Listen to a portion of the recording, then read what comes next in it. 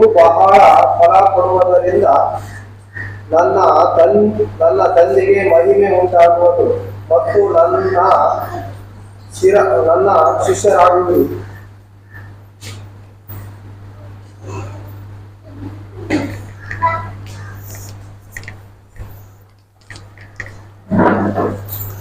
ವಾಕ್ಯ ಭಾಗವನ್ನು ಓದಿ ನಮಗೆ ತಿಳಿಯಪಡಿಸಿದಂತ ದೇವನವರಿಗೆ ತುಂಬ ಹೃದಯದ ಸಭೆಯ ಮೂಲಕವಾಗಿ ವಂದನೆಗಳನ್ನು ತಿಳಿಸ್ತಾ ಇದ್ದೀವಿ. ಈಗ ನಾವು ವಿಜ್ಞಾಪನೆ ಪ್ರಾರ್ಥನೆಯನ್ನು ಮಾಡಿಕೊಂಡು ವಾಕ್ಯಕ್ಕೋಸ್ಕರವಾಗಿ ನಾವು ಮುಂದೆ ವಾಕ್ಯ ಸಂದೇಶಕ್ಕೆ ನಾವು ಮುಂದೆ ಸಾಗೋಣ. ಪ್ರಾರ್ಥನೆ ಮಾಡೋಣ.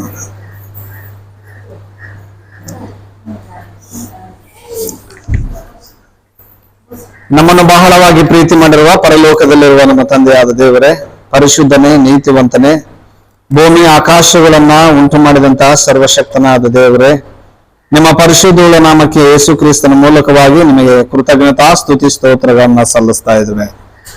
ತಂದೆಯಾದ ದೇವರೇ, ವಾರದ ಮೊದಲನೇ ದಿನದಲ್ಲಿ ನಾವು ಸಭೆಯಾಗಿ ಕೂಡಿಕೊಂಡು ನಿಮ್ಮನ್ನು ಆತ್ಮದಿಂದಲೂ ಸತ್ಯದಿಂದಲೂ ಆರಾಧನೆ ಮಾಡ್ಲಿಕ್ಕಾಗುವಂತೆ ಕೊಟ್ಟಂತ ಈ ಒಂದು ಮಹಾಕೃಪೆಗಾಗಿ, ಈ ಒಂದು ಸೌಭಾಗ್ಯಕ್ಕಾಗಿ ನಿಮಗೆ ಸ್ತೋತ್ರವನ್ನು ಸಲ್ಲಿಸ್ತಾ ಇದ್ದೇವೆ. ತಂದೆಯಾದ ದೇವರೇ, ಪ್ರಾರ್ಥನೆ ಎಂಬ ಧೂಪದೊಂದಿಗೆ ನಿಮ್ಮ ಸನ್ನಿಧಾನಕ್ಕೆ ಬಂದು ಸ್ತುತಿ ಯಜ್ಞೆಯನ್ನು ತಂದೆಯಾದ ದೇವರೇ ಸಮರ್ಪಿಸಿ, ತಂದೆಯಾದ ದೇವರೇ, ನೀವು ತಿಳಿಸಿಕೊಟ್ಟಿರುವಂತಹ ಲೇಖನಗಳನ್ನ, ವಾಕ್ಯಗಳನ್ನ ನಾವು ಧ್ಯಾನ ಮಾಡ್ತಾ ಇದ್ದೇವೆ. ನಮಗೆ ಸಹಾಯವನ್ನು ಮಾಡ್ರಿ. ವಾಕ್ಯವನ್ನು ಉಪದೇಶ ಮಾಡುವಂತೆ ನನಗೆ ಸಮಯೋಚಿತವಾದಂತಹ ಜ್ಞಾನ ಕೊಟ್ಟು ಸತ್ಯವಾಕ್ಯವನ್ನ ಸರಿಯಾಗಿ ಉಪದೇಶ ಮಾಡಲು ನನಗೆ ಸಹಾಯ ಮಾಡ್ರಿ. ನಿಮ್ಮ ವಾಕ್ಯವನ್ನು ಕೇಳುವಂತ ನಿಮ್ಮ ಮಕ್ಕಳಿಗೂ ಕೂಡ ನಿಮ್ಮ ವಾಕ್ಯವನ್ನು ಗ್ರಹಿಸುವಂತ ಹೃದಯವನ್ನು ಅನುಗ್ರಹಿಸ್ರಿ. ಪ್ರಾರಂಭದಿಂದ ಮುಗಿಯುವವರೆಗೂ ನಿಮ್ಮ ಕೃಪೆ, ನಿಮ್ಮ ಪ್ರಸನ್ನತೆಯಿಂದ ನಮ್ಮನ್ನು ನಡೆಸ್ರಿ. ಯೇಸು ಕ್ರಿಸ್ತರ ಹೆಸರಿನಲ್ಲಿ ಪ್ರಾರ್ಥನೆಯನ್ನ ಬೇಡಿ ಬಂದಿದ್ದೇವೆ ತಂದೆ, ಆಮೇಲೆ.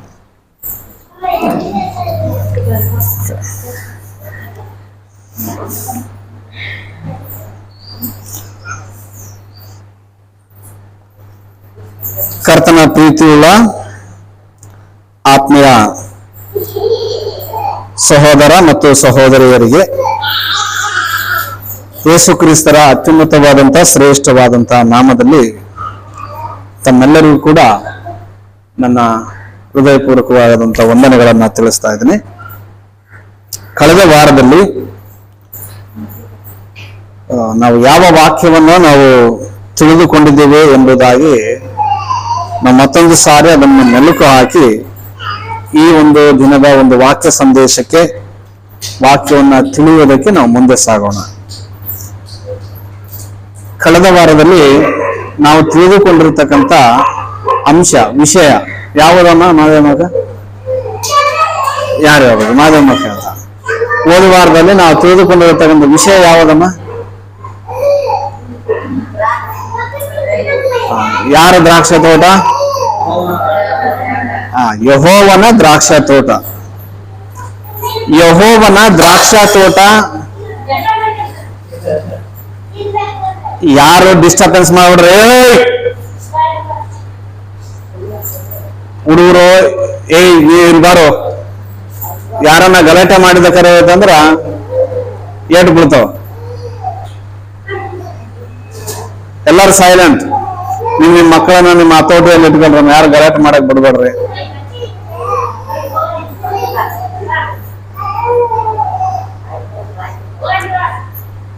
ಓಕೆ. ಯೆಹೋವನ ದ್ರಾಕ್ಷ ತೋಟ ಯಾರು? ದಿವ್ಯ,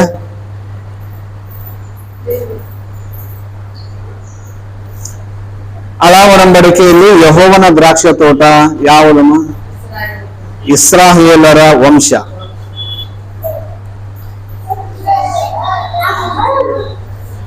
ಆ ದ್ರಾಕ್ಷ ಒಂದು ಸಸಿಯನ್ನ ಎಲ್ಲಿಂದ ತಂದನಮ್ಮ?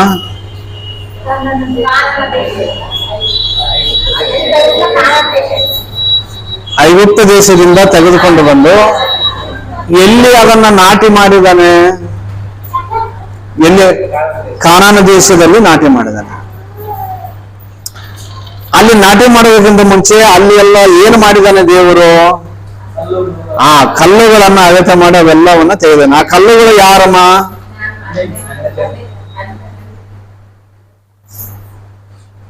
ನೀವಂದ್ರೆ ನೀವಿದ್ರಿ ಅವಾಗಲ್ಲಿ.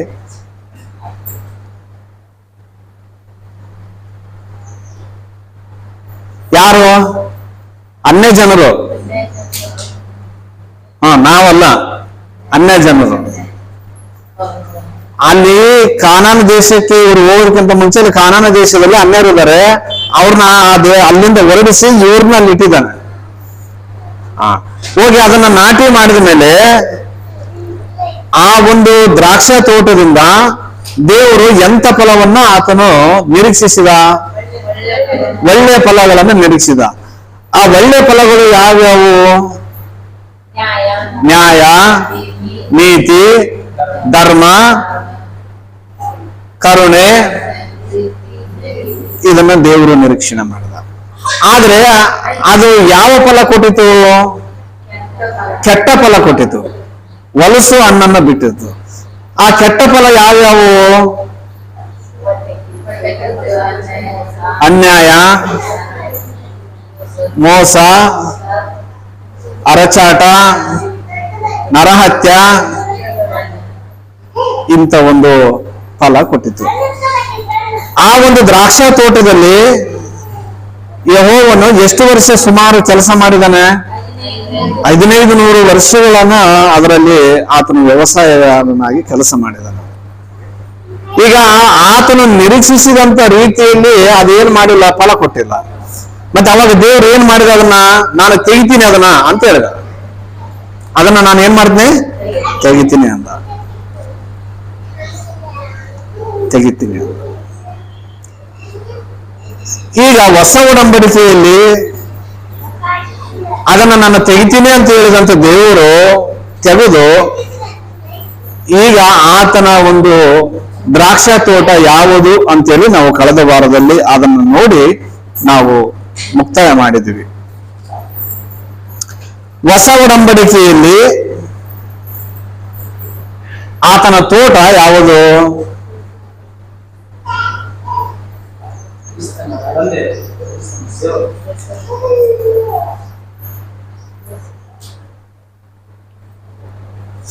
ಹೊಸ ಒಡಂಬಡಿಕೆಯಲ್ಲಿ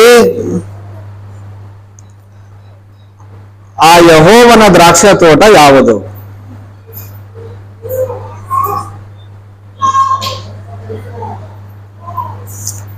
ಹೇಳ್ರಿ, ಸರಿಯಾಗಿ ಹೇಳ್ರಿ, ಅದನ್ನ ನುಂಗ್ಬೇಡ್ರಿ, ಕರೆಕ್ಟ್ ಹೊರಗೆ ಬರ್ರಿ. ಯಾವುದು? ಯೇಸು ಕ್ರಿಸ್ತನ? ಏನ್ ಕೇಳ್ತಿದ್ರು? ಏನಿಲ್ಲ.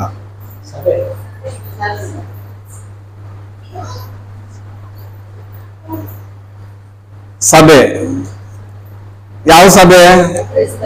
ಕ್ರಿಸ್ತನ ಸಭೆನೇ ಆತನ ಹೊಲ. ಅದಕ್ಕಾಗಿ ಕೊರಿಂಥದವರಿಗೆ ಬರೆದ ಪತ್ರಿಕೆಯಲ್ಲಿ ನಿಮ್ಗೆ ವಚನ ತೋರಿಸಿ ನಾನು ಹೇಳಿದೆ, ನೀವು ದೇವರ ಹೊಲವು ದೇವರ ಕಟ್ಟಡವೂ ಆಗಿದ್ದೀರಿ ಅಂತೇಳಿ. ಇಲ್ಲಿ ತೋಟಗಾರನು ಯಾರು? ಇಲ್ಲಿ ಹೊಸ ಒಡಂಬಡಿಕೆಯಲ್ಲಿ ಎಲ್ಲದಕ್ಕೂ ಯೇಸು ಕ್ರಿಸ್ತ, ಎಲ್ಲದಕ್ಕೂ ನಾವು, ಎಲ್ಲದಕ್ಕೂ ಯೇಸು ಕ್ರಿಸ್ತ, ಎಲ್ಲದಕ್ಕೂ ನಾವು, ಎಲ್ಲದಕ್ಕೂ ದೇವರು.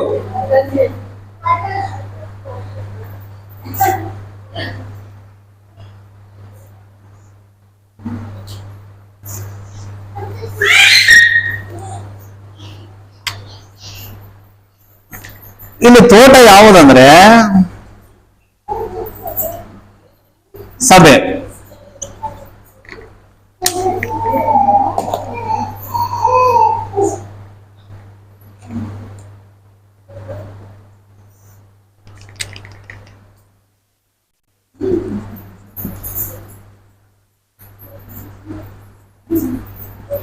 ಇದರಲ್ಲಿ ಎಸ್ಪೆಷಲ್ ಆಗಿ ಯಾವ ಸಭೆ? ಕ್ರಿಸ್ತನ ಸಭೆನೇ ಆತನ ತೋಟ. ಬೇರೆ ಸಭೆ ಆತನ ತೋಟ ಅಲ್ಲ. ಓಕೆ. ಮತಶಾಖೆಗಳು, ಮಾನವ ಕಲ್ಪಿತದಿಂದ ಹುಟ್ಟಿದಂತ ಸಭೆಗಳು ಆತನ ತೋಟ ಅಲ್ಲ. ಆತನ ಮನಸ್ಸಿನಿಂದ ಹುಟ್ಟಿದಂತ ಹೊಲನೇ ಸಭೆ, ಆತನ ತೋಟ. ಅದು ಕ್ರಿಸ್ತನ ಸಭೆನೇ ಆತನ ತೋಟ. ಆತನ ಅನಾದಿ ಸಂಕಲ್ಪದಲ್ಲಿರ್ತಕ್ಕಂಥ ತೋಟ. ಆ ತೋಟ ಯಾರಂತಂದ್ರೆ ಕ್ರಿಸ್ತನ ಸಭೆನೇ ಆತನ ತೋಟ. ಓಕೆ. ಇಲ್ಲಿ ವ್ಯವಸಾಯಗಾರನು ಯಾರು? ಇಲ್ಲಿ ಈ ಕ್ರಿಸ್ತನ ಸಭೆಯಲ್ಲಿ, ಈ ಕ್ರಿಸ್ತನ ಸಭೆ ಎಂಬ ಈ ತೋಟದಲ್ಲಿ ಇಲ್ಲಿ ವ್ಯವಸಾಯಗಾರನು ಯಾರು? ವ್ಯವಸಾಯ ಯಾರು ಮಾಡ್ತಾ ಇದ್ದಾರೆ?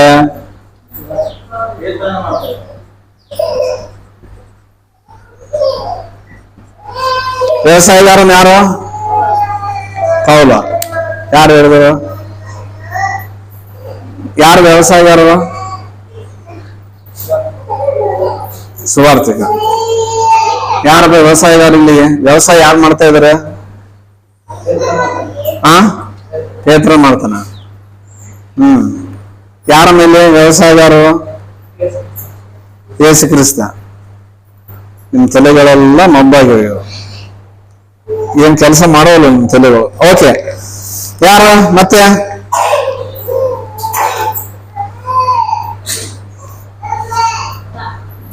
ನೀವು ವಚನ ಓದಿದ್ರು ಕೂಡ ಆ ವಚನ ನಿಮಗೆ ತಲೆಗೆ ಹತ್ತುವಲ್ತ. ಯೋಹಾನನ ಬರೆದ ಸುವಾರ್ತೆ 15ನೇ ಅಧ್ಯಾಯ ಮೊದಲನೇ ವಚನ ಹೋದ್ರೆ ನೀವು ವಾಕ್ಯಗಳನ್ನ ಮನಸ್ಸಿನಾಗ ಇಟ್ಕೊಂಡು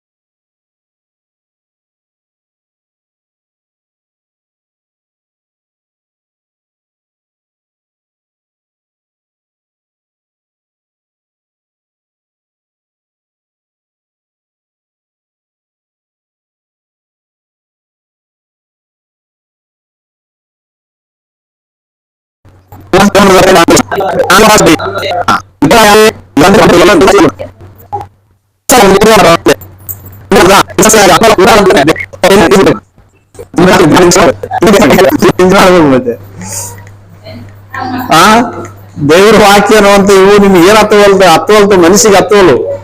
ಇನ್ನು ಎಂತ ವಾಕ್ಯಗಳು ನಿಮ್ಗೆ ಹತ್ತದವನು ಗೊತ್ತಾಗಲ್ಲ. ಓಕೆ,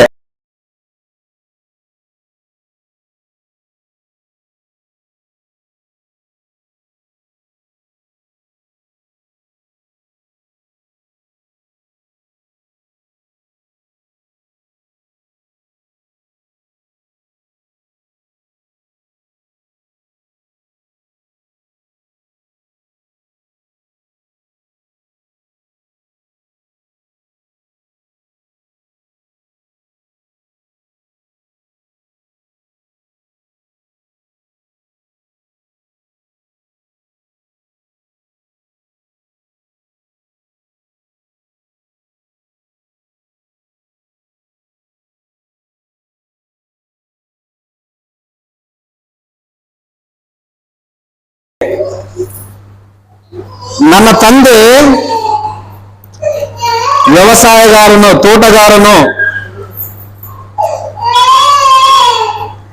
ಇಲ್ಲಿ ಬಳ್ಳಿ ಯಾವುದಿಲ್ಲಿ ಬಳ್ಳಿ?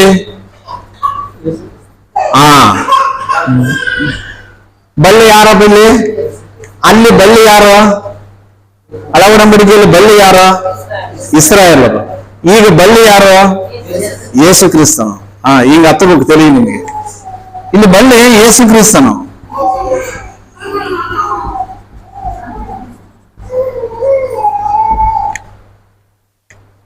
ಓಕೆ,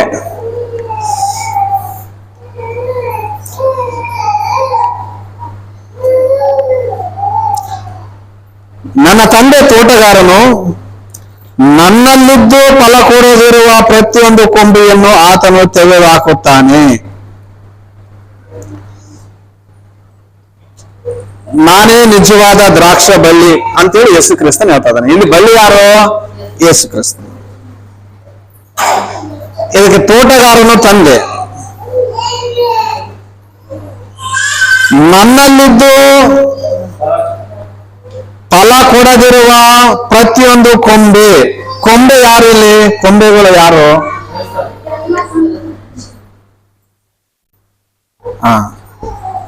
ಕೊಂಬೆಗಳು ಕ್ರೈಸ್ತರು. ಕ್ರೈಸ್ತರು ಅಂದ್ರೆ ಎಲ್ಲರೂ ಕ್ರೈಸ್ತರಲ್ಲ, ಈ ಕ್ರಿಸ್ತನ ಸಭೆಯಲ್ಲಿ ಇರುವವರೇ ಕ್ರೈಸ್ತರು. ಅವರೇ ಕ್ರೈಸ್ತರು. ಈ ಕೊಂಬೆಗಳು ಕ್ರೈಸ್ತರು ಆದ್ಮೇಲೆ ಈ ಕೊಂಬೆಗಳು ಮೊದಲು ಎಲ್ಲಿ ಹತ್ತಿಕೊಂಡಿರ್ಬೇಕಂತ ಹೇಳ್ತಾ ಇದ್ದಾನೆ. ಈ ಕೊಂಬೆಗಳು ಫಲ ಕೊಡ್ಬೇಕಂದ್ರೆ ಈ ಕೊಂಬೆಗಳು ಎಲ್ಲಿ ಹತ್ತಿಕೊಂಡಿದ್ರೆ ಫಲ ಕೊಡ್ತದೆ? ಬಳ್ಳಿಗೆ ಹತ್ತಿಕೊಂಡಿರ್ಬೇಕು. ಈಗ ಬಳ್ಳಿಗೆ ಏನ್ ಮಾಡಿರ್ತಾವ ಅಂತಂದ್ರೆ, ಬಳ್ಳಿಗೆ ಹಿಂಗ ಕೊಂಬೆಗಳು ಹರಡ್ಕೊಂಡಿರ್ತಾವ, ಹಿಂಗ ಸುತ್ತ ಕೊಂಬೆಗಳು ಹೋಗಿರ್ತಾವ. ದ್ರಾಕ್ಷಿ ಬಳ್ಳಿ ನೋಡಿರ? ದ್ರಾಕ್ಷಿ ಹಣ್ಣಿನ ಗಿಡ ನೋಡಿರ? ನೋಡಿಲ್ಲ. ಹೀರೆಕಾಯಿ ಬಳ್ಳಿ ನೋಡಿರಿ? ಚೌಳಂಬ್ರೆಕಾಯಿ ಬಳ್ಳಿ ನೋಡಿರಿ? ಅವೆಲ್ಲ ಮುಂದೆ ಹಿಂಗ್ ಗೊಂಚಲು ಬಿಡ್ತಾ ಇವೆ ಅಂತಂದ್ರೆ ಅವು ಎಲ್ಲಿ ಹತ್ತಿಕೊಂಡಿರ್ತಾವೋ? ಬಳ್ಳಿಗೆ ಹತ್ತಿಕೊಂಡಿರ್ತಾವ. ಬಳ್ಳಿಗೆ ಹತ್ತಿಕೊಳ್ಳಾರ್ದಂಗ ಅವು ಬಿಡಕ್ಕಾಗುತ್ತಾ? ಅದ್ರಂಗೆ ಕ್ರೈಸ್ತರು ಕೂಡ ಫಲ ಕೊಡ್ಬೇಕಂತಂದ್ರೆ, ಫಲ ಬರಬೇಕಂತಂದ್ರೆ ಈ ಬಳ್ಳಿ ಈ ಕೊಂಬೆಗಳು ಎಲ್ಲಿ ಹತ್ತಿಕೊಂಡಿರ್ಬೇಕಂದ್ರೆ ಈ ಬಳ್ಳಿ ಯೇಸು ಕ್ರಿಸ್ತನೇ ಅನ್ನುವಂತ ಈ ಬಳ್ಳಿಗೆ ಹತ್ತಿಕೊಂಡಿರ್ಬೇಕು.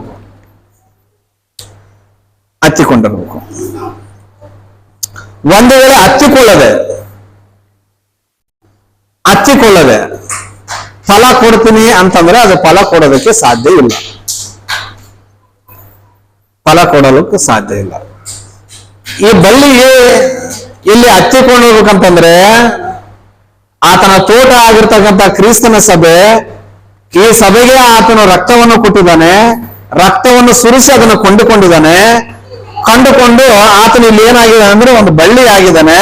ಈ ಬಳ್ಳಿಗೆ ಒಬ್ಬೊಬ್ಬರು ದೀಕ್ಷಾ ಸ್ಥಾನವನ್ನು ತೆಗೆದುಕೊಂಡು ಒಬ್ಬೊಬ್ಬರು ಇಲ್ಲಿ ಏನಾಗಬೇಕಂದ್ರೆ ಈತನಿಗೆ ಹತ್ತಿಕೊಳ್ಳಬೇಕು.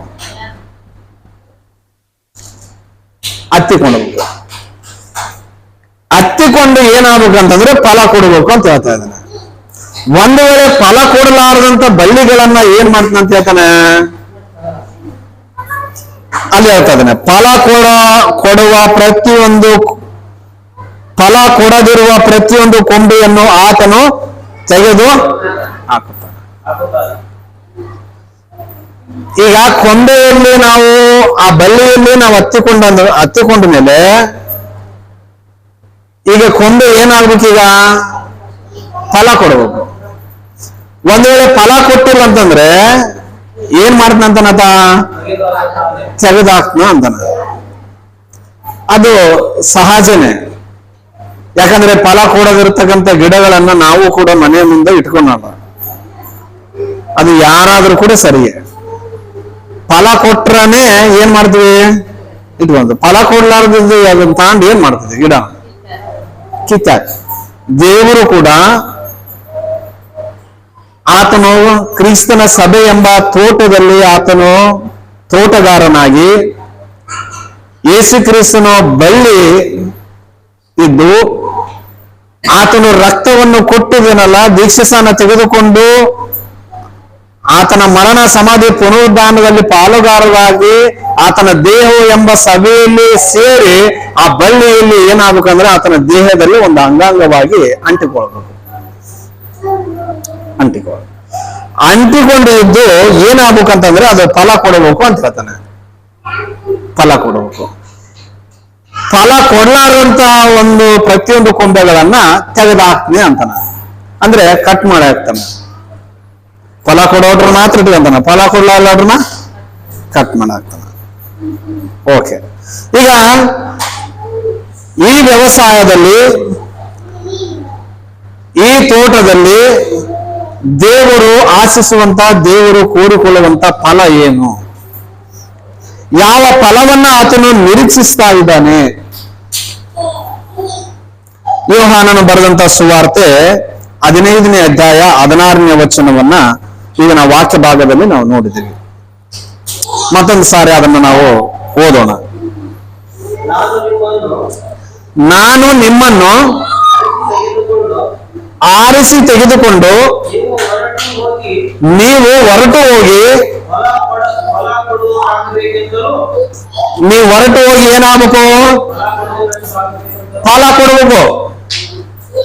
ನೀವು ಹೋಗಿ ಏನ್ ಮಾಡ್ಬೇಕು? ಫಲ ಕೊಡಬೇಕು. ನೀವು ಕೊಡುವ ಫಲವು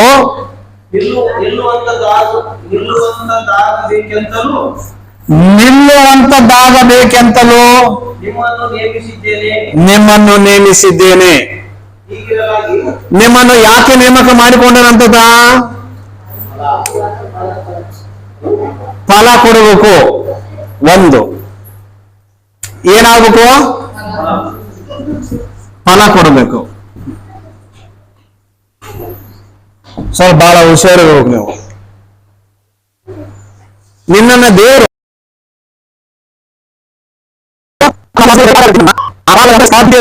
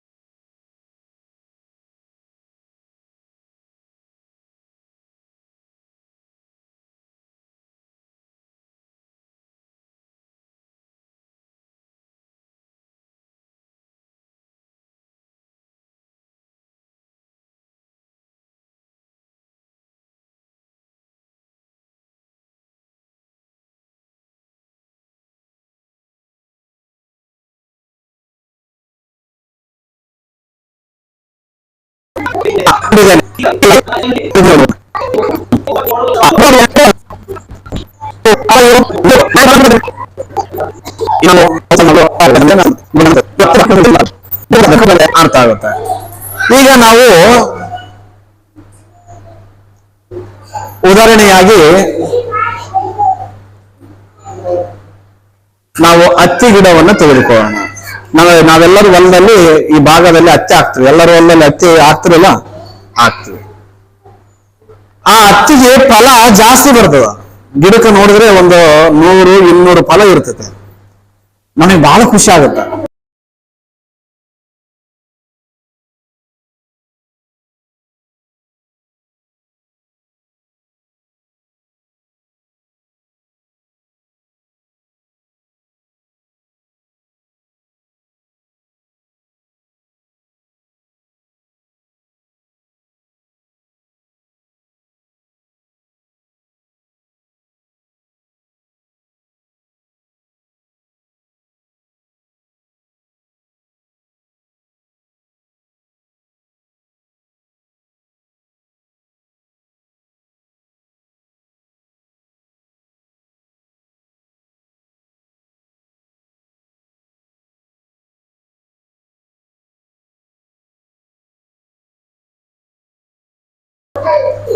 ನೀನು ನಮ್ಮ ಗಿಡಕ್ಕ ಯಾರು ಹೊಲದಾಗಿಲ್ಲ ಅಷ್ಟು ಫಲ ನಮ್ಮ ಹೊಲ, ಅಷ್ಟು ಹತ್ತಿ ಗಿಡ ನಮ್ಮ ಫಲ ಅಷ್ಟು ಹಿಡ್ದದ. ಫಲ ಬರ್ತದ ಅಂತೇಳಿ ನಾವು ನಿರೀಕ್ಷಣೆ ಮಾಡಿರ್ತೀವಿ. ಆ ಫಲ ಹಿಡ್ಕಂತದ, ಆ ಫಲ ಕಾಯ್ತದ, ಕಾಯಿ ಹತ್ತಿ ಹಿಡ್ತದ, ಮನೆ ತುಂಬಾ ಹತ್ತಿ ಆಗ್ತದ ಅಂತೇಳಿ ನಾವು ಖುಷಿ ಇರ್ತೀವಿ. ಆದ್ರೆ ಕೆಲವು ದಿನಕ್ಕೆ ಆ ಫಲ ಏನಾಗುತ್ತೆ? ಉದುರು ಹೋಗುತ್ತೆ.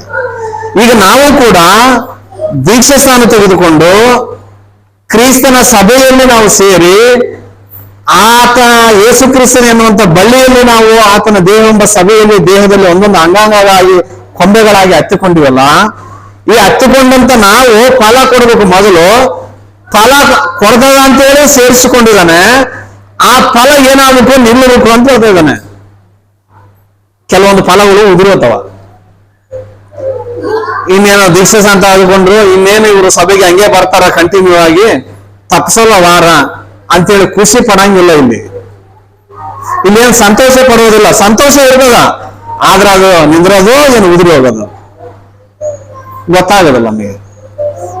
ಈಗ ಅಷ್ಟು ಹತ್ತಿ ಫಲ ಇರ್ತದ, ಅದು ನಿಂದ್ರೋದು ಉದುರಿ ಹೋಗೋದು. ಅಲ್ಲಿ ಉದುರಿ ಹೋಗೋದು ಏಸು, ಅಲ್ಲಿ ನಿಂದ್ರೋದು ಏಸು.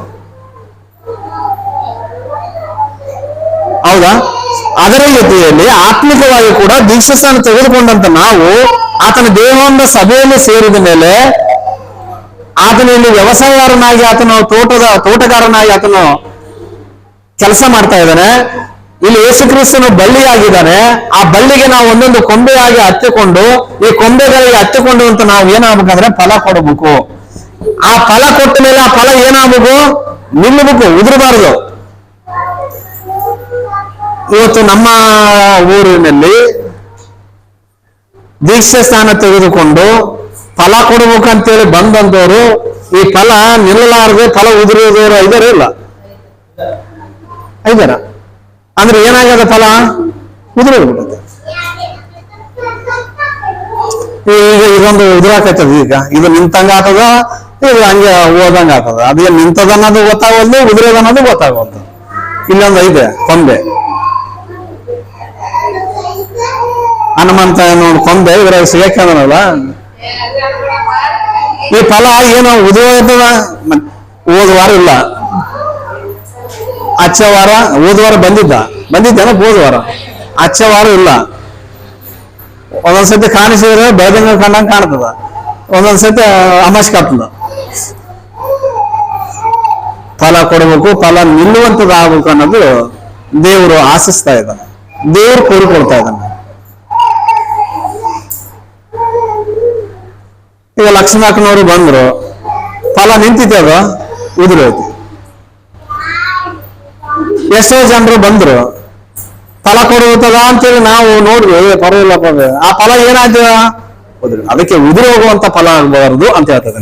ನಿಲ್ಲುವಂಥದ್ದು ಆಗ್ಬೇಕು. ಓದಪ್ಪ, ಈಗ ನಿಲ್ಲುವಂಥದ್ದು ಆಗ್ಬೇಕು. ನಿಲ್ಲುವಂಥದ್ದಾಗಬೇಕಂತೇಳಿ ನಿಮ್ಮನ್ನು ನೇಮಿಸಿದ್ದಾನೆ.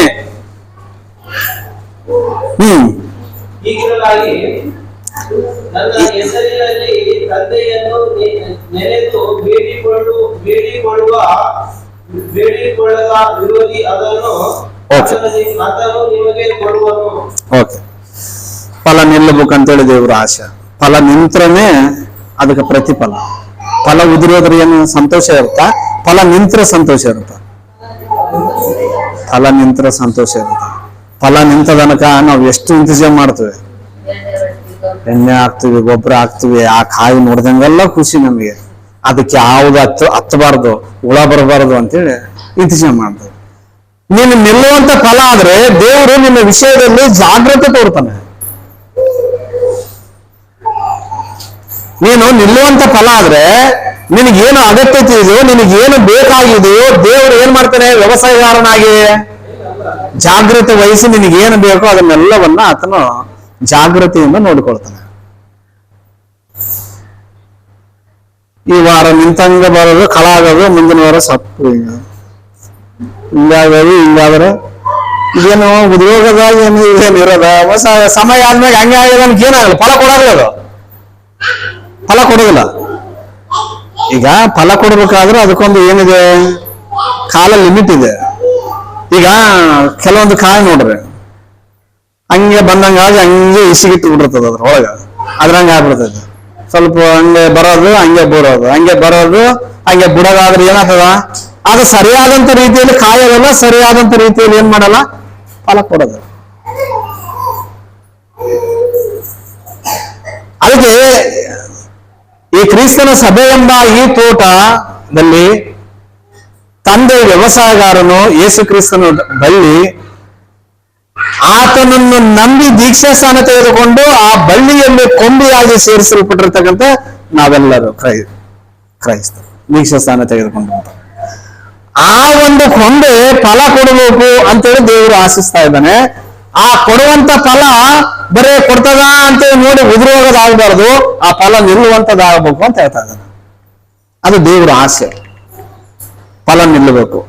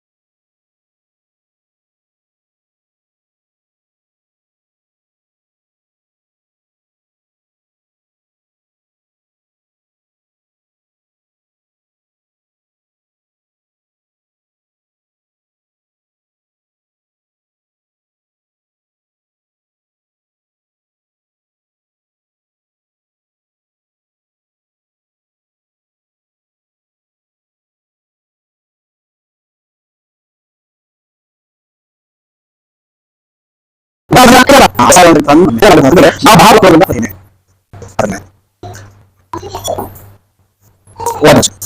ಭಾವದಿಂದ ನಾವು ಯೇಸು ಕ್ರಿಸ್ತನ ಶಿಷ್ಯರು ಅಂತಂದ್ರೆ ಆತನು ನಮಗೆ ಗುರು ಆದ್ಮೇಲೆ ಆತನ ಶಿಷ್ಯರಾಗಿ ನಾವು ಇರಬೇಕಂದ್ರೆ ನಾವ್ ಹೆಂಗ ಆಗ್ಬೇಕಂತೆ, ಬಹಳ ಫಲ ಕೊಡುವವರ ಆಗ್ಬೇಕಂತೆ.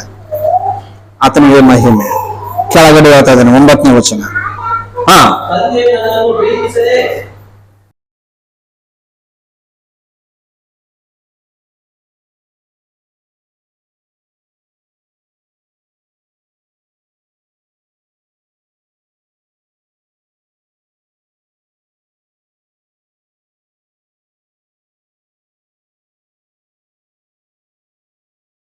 ತಂದೆಯು ನನ್ನನ್ನು ಪ್ರೀತಿಸದೆ ಹಾಗೆಯೇ ನಾನು ಪ್ರೀತಿಸಿದ ಹಾಗೆಯೇ ನಿಮ್ಮನ್ನು ಪ್ರೀತಿಸಿದ್ದೇನೆ. ನಿಮ್ಮನ್ನು ನಾನು ಪ್ರೀತಿಸಿದ್ದೇನೆ. ಯೇಸು ಕ್ರಿಸ್ತನ್ ಹೇಳ್ತಾ ಇದ್ದಾನೆ, ನನ್ನ ತಂದೆ ಬಹಳ ಪ್ರೀತಿ ಮಾಡಿದಾನೆ, ಆ ಪ್ರೀತಿ ಮಾಡಿದ ಪ್ರಕಾರ ನಾನು ಕೂಡ ನಿಮ್ಮನ್ನು ಏನ್ ಮಾಡಿದ್ದೇನೆ, ಪ್ರೀತಿ ಮಾಡಿದ್ದೇನೆ.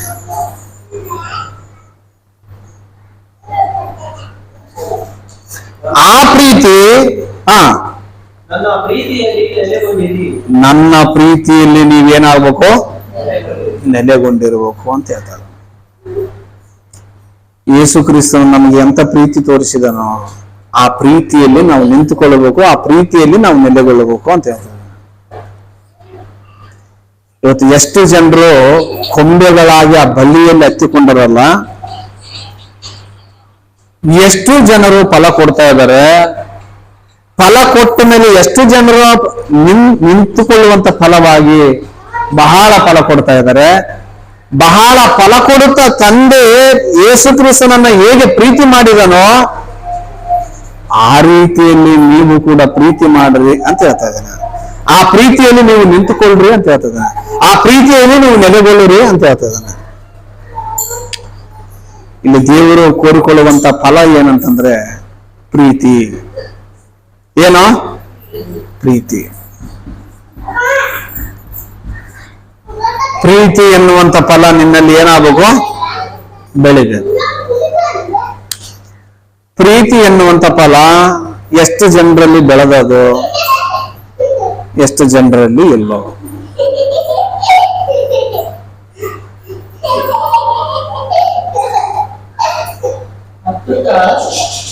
ಹತ್ತು ಮಂದಿ ಒಂದು ಮೇಲೆ 10 ಜನ ಇರ್ತಾರೆ.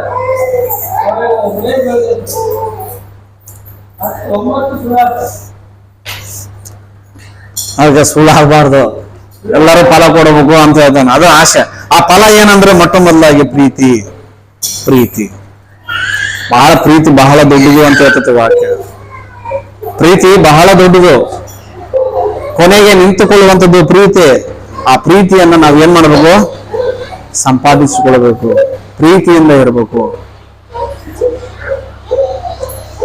ಆತನ ಬಳಿಯಲ್ಲಿ ನಾವು ಹತ್ತಿಕೊಂಡಿವಿ ಅಂತಂದ್ಮೇಲೆ ಇಲ್ಲಿ ಆತನ ವ್ಯವಸಾಯಗಾರನಾಗಿ ತಂದೆ ತೋಟಗಾರನಾದ ಮೇಲೆ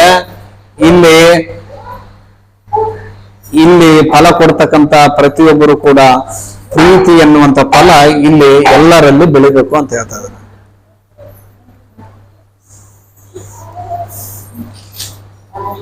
ಏನ್ ಮಾಡ್ಬೇಕು, ಪ್ರೀತಿ ಎನ್ನುವಂತ ಫಲ ನಿಮ್ಮಲ್ಲಿ ಬೆಳಿಬೇಕು.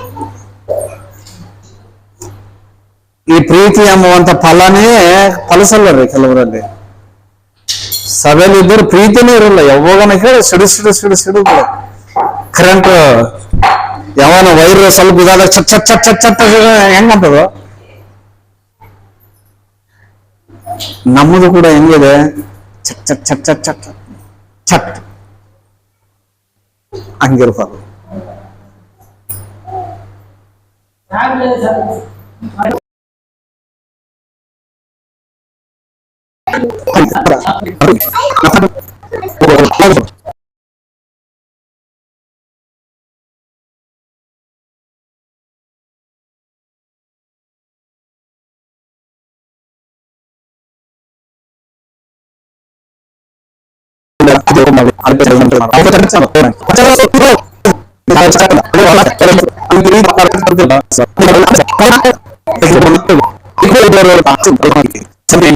ದೇವರು ಆಮೇಲೆ ಸೇರಿಸ್ತಾನೆ.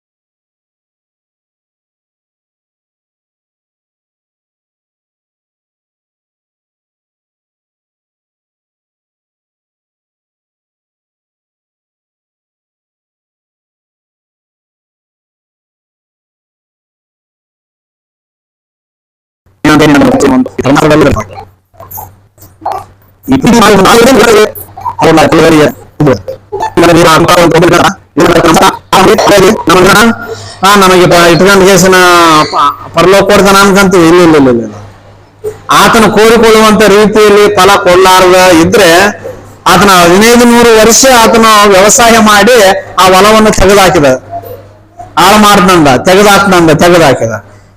ಈಗ ಕ್ರಿಸ್ತನ ಸಭೆ ಎಂಬ ಈ ಆತನ ತೋಟದಲ್ಲಿ ತಂದೆ ತೋಟಗಾರನಾಗಿ ಬಳ್ಳಿ ಯೇಸು ಕ್ರಿಸ್ತನು, ಆ ಬಳ್ಳಿಯಲ್ಲಿ ಹತ್ತಿಕೊಂಡಿರತಕ್ಕಂಥ ಕೊಂಬೆಗಳು ಕ್ರೈಸ್ತರು, ಅವು ಪ್ರೀತಿ ಎಂಬ ಫಲಿಸ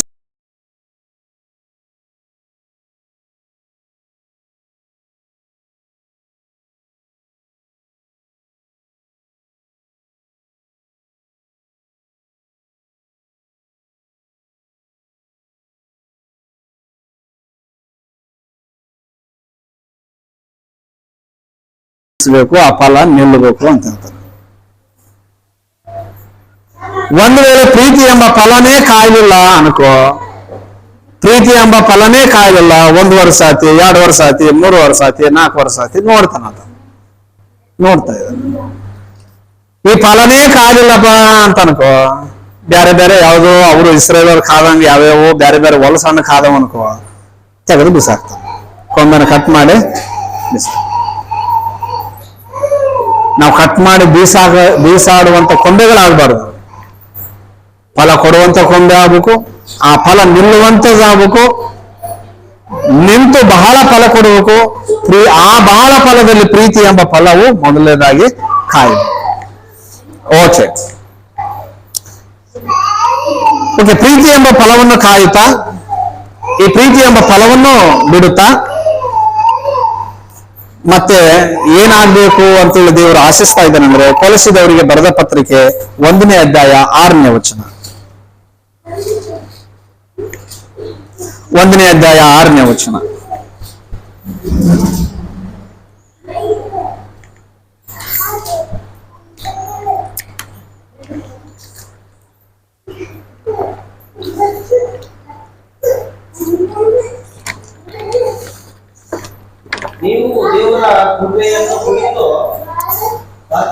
ನೀವು ದೇವರ ಕೃಪೆಯನ್ನು ಕುರಿತು ಸತ್ಯಾರ್ಥವನ್ನು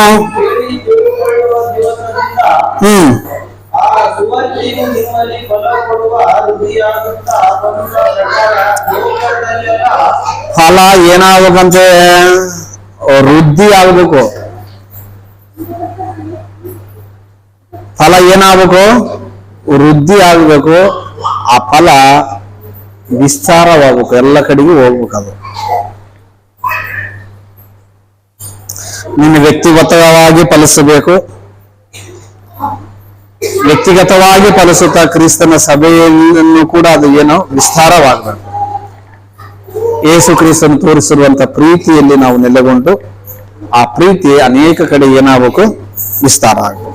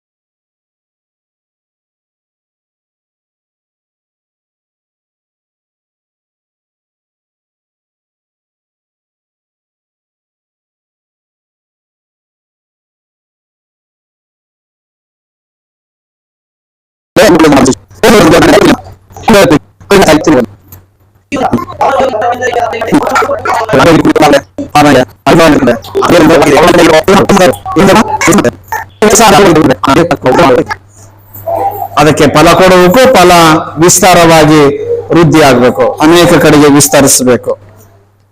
ಮತ್ತಾಯನು ಬರೆದಂತ ಸುವಾರ್ತೆ 12ನೇ ಅಧ್ಯಾಯ 31ನೇ ವಚನ.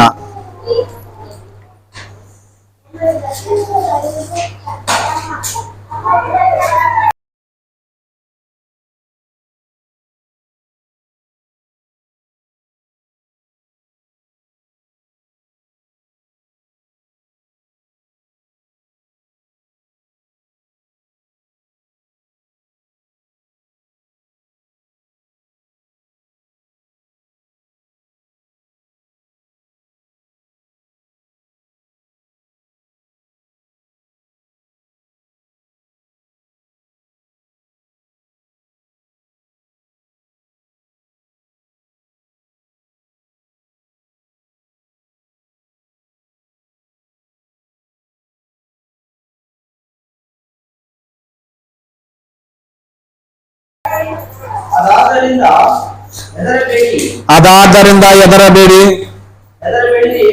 ಬಹಳ ಗುಬ್ಬೆಗಳಿಗಿಂತ ನೀವು ಹೆಚ್ಚಿನವರು. ಹಾಗಾದರೆ ಯಾರು ಮನುಷ್ಯರು ಮುಂದೆ ತಾನು ಯೇಸುವಿನೆಂದು ಒಪ್ಪಿಕೊಳ್ಳುವನು, ನಾನು ಸಹ ಅವನನ್ನು ನನ್ನವನೆಂದು ಪರಲೋಕದಲ್ಲಿರುವ ನನ್ನ ತಂದೆಯ ಮುಂದೆ ಒಪ್ಪಿಕೊಳ್ಳುವೆನು. ಆದರೆ ಯಾವನು ಮನುಷ್ಯರ ಮುಂದೆ ತಾನು ಯೇಸುವಿನಲ್ಲಿದ್ದಾನೆಂದು ಹೇಳುವನೋ ಅವನು ನಾನು ಸಹ ಪರಲೋಕದಲ್ಲಿರುವ ನನ್ನ ತಂದೆಯ ಮುಂದೆ ನನ್ನವನಲ್ಲವೆಂದು ಹೇಳುವೆನು. ಭೂಲೋಕದ ಮೇಲೆ 30ನೇ ವಚನ, 12ನೇ ಅಧ್ಯಾಯ 30ನೇ ವಚನ. ನನ್ನ ಪಕ್ಷ ಹಿಡಿಯದವನು ನನಗೆ ವಿರೋಧಿ. ಅಂದ್ರೆ ಫಲ ಕೊಡಬೇಕಂದ್ರೆ ನಾವು ಯಾರ ಪಕ್ಷ ಹಿಡಿಬೇಕಂತಂದ್ರೆ ಯೇಸು ಕ್ರಿಸ್ತನ ಪಕ್ಷವನ್ನು ಹಿಡಿಬೇಕು. ಆತನ ಪಕ್ಷವನ್ನು ಹಿಡಿಲಾರದವನು ನನ್ನ ವಿರೋಧಿ ಅಂತ ಹೇಳ್ತಾ ಇದ್ದಾನೆ.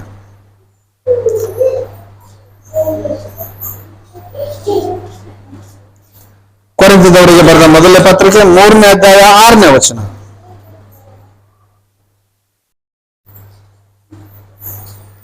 ನಾವು ಫಲಿಸುವುದಕ್ಕೆ ದೇವರು ಅನುಕೂಲತೆಗಳನ್ನು ದಯಪಾಲಿಸಿದ್ದಾನೆ. ನಾವು ಫಲಿಸುವುದಕ್ಕೆ ದೇವರು ಅನುಕೂಲ ಮಾಡಿಕೊಡಿದ ಅನುಕೂಲತೆಯನ್ನು ದಯಪಾಲಿಸಿದ್ದಾನೆ. ಯಾವ ರೀತಿಯಲ್ಲಿ ಅನುಕೂಲತೆಯನ್ನು ಆತನು ದಯಪಾಲಿಸಿದ್ದಾನೆ ಒಂದ್ಸತಿ ನಾವು ನೋಡೋಣ. ಕೊರಿಂಥದವರಿಗೆ ಬರೆದ ಮೊದಲನೇ ಪತ್ರಿಕೆ 3ನೇ ಅಧ್ಯಾಯ 6ನೇ ವಚನ. ನಾನು ಸಸಿಯನ್ನು ನಟ್ಟೆನು, ಅಪೊಸ್ತಲನು ನೋಡ್ರಿ ಬೆಳೆಯೋದಕ್ಕೆ ಫಲ ಕೊಡೋದಕ್ಕೆ ನಾನು ಸಸಿ ನಾಟಿನಿ, ಅಪೊಲೋಸನು ಏನ್ ಮಾಡಿದಾನೆ? ನೀರು ಒಯ್ದಿದ್ದಾನೆ. ಆದರೆ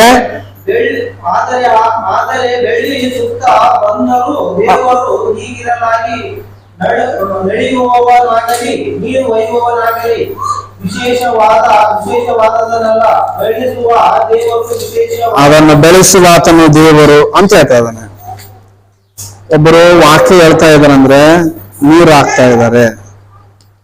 ಗೊಬ್ಬರ ಹಾಕ್ತಾ ಇದ್ದಾರೆ. ಒಮ್ಮೆ ನಾನು ಸಸಿ ನಾಟಿನಿ, ಅಪೋಲಸನ ನೀರು ಹಾಕಿದ್ದಾನೆ, ಬೆಳೆಸಾತನು ದೇವರು. ನಾವು ಬೆಳೆಯೋದಕ್ಕೆ ದೇವರು ಏನ್ ದಯಪಾಲಿಸಿದಾನೆ ಅಂದ್ರೆ, ದೇವರು ವಾಕ್ಯ ಎನ್ನುವಂತ ಊಟವನ್ನು ನಮಗೆ ಏನ್ ಮಾಡ್ತಾ ಇದ್ದಾರೆ, ಸ್ವಾರ್ಥಕರ ಮೂಲಕ ನಮಗೆ ತಿಳಿಸ್ತಾ ಇದ್ದಾನೆ. ಊಟ ಹಾಕಿದ ಮೇಲೆ ಕೆಲವರು ನೀರು ಹಾಕ್ತಾರೆ. ಈಗ ಅದನ್ನ ಫಲ ಕೊಡುವತನ ಯಾರು? ದೇವರು ಅಂತ ಹೇಳ್ತಾನೆ. ನಾವು ಬೆಳೆಯುವುದಕ್ಕೆ ದೇವರು ದಯಪಾಲಿಸಿರ್ತಕ್ಕಂಥದ್ದು ಇದು. ಪೇತ್ರನು ಬರೆದ 2ನೇ ಪತ್ರಿಕೆ, 2ನೇ ಪೇತ್ರ 1ನೇ ಅಧ್ಯಾಯ 2ನೇ ವಚನ.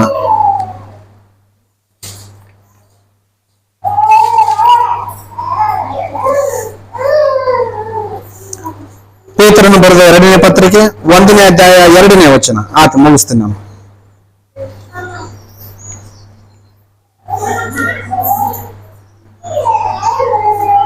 ಎರಡನೇ ಪೇತ್ರ 1:2.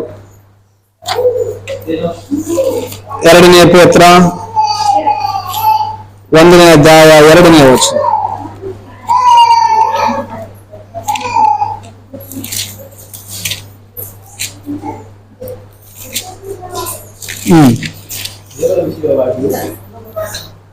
ದೇವರ ವಿಷಯವಾಗಿಯೂ ನಮ್ಮ ಕರ್ತನಾದ ಯೇಸು ಕ್ರಿಸ್ತನ ವಿಷಯವಾಗಿಯೂ ಪರಿಜ್ಞಾನವು ನಿಮಗೆ ಉಂಟಾಗುವುದರಲ್ಲಿ ಕೃಪೆಯು ಶಾಂತಿಯು ನಿಮಗೆ ಹೆಚ್ಚೆಚ್ಚಾಗಿ ದೊರೆಯಲಿ ಅಂತ ಹೇಳ್ತದನ್ನು.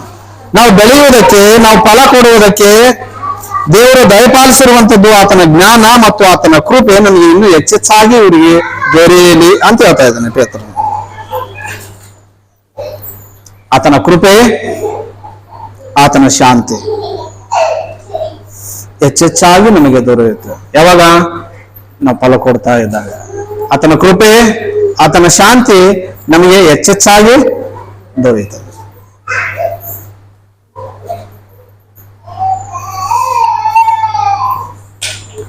ಯೋಹಾನನು ಬರೆದ ಮೊದಲ ಪತ್ರಿಕೆ 4ನೇ ಅಧ್ಯಾಯ 17ನೇ ವಚನ. ಪ್ರೀತಿಗೆ ಸಿದ್ಧಿಗೆ ತನ್ನಿರಿ ಅಂತ ಹೇಳ್ತಾನೆ. ಯೋಹಾನನು ಬರೆದ ಸುವಾರ್ತೆ 15ನೇ ಅಧ್ಯಾಯ 17ನೇ ವಚನ 19ನೇ ವಚನದಲ್ಲಿ ನೀವು ಒಬ್ಬರನ್ನೊಬ್ಬರು ಪ್ರೀತಿಸಿರಿ ಅಂತ.